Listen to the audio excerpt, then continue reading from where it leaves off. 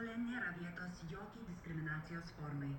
Linkime komandoms pademonstruoti įsimintiną pasirodymą, laikantis sąžiningo žaidimo ir pagarbos principų. Please remember. Nerijus Dunauskas. Pristatau startinės komandų sudėtis. Galbūt ir nereikėtų, bet žinoma, tos tendencijos yra pakankamai ryškėjančios. Čia šūvis iš toli ir Lukas nepavyko, nei smūgis. O dabar Hegelman kontra ataka, Jonaitis, jo smūgis. Dar vienas perdavimas į baudos aikštelę, čia gera galimybė, Urbelionis.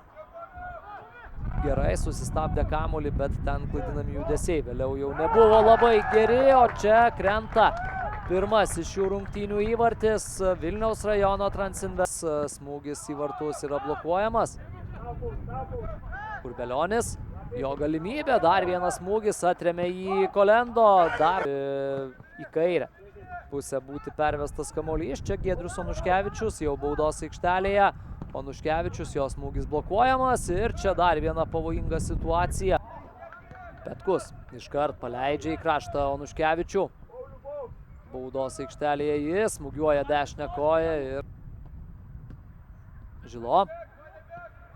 Dar labiau į kraštą, graži Transinvest ataka, smūgis ir 2-0. Nojus Petkus muša įvartį, gerą pauzę padarė.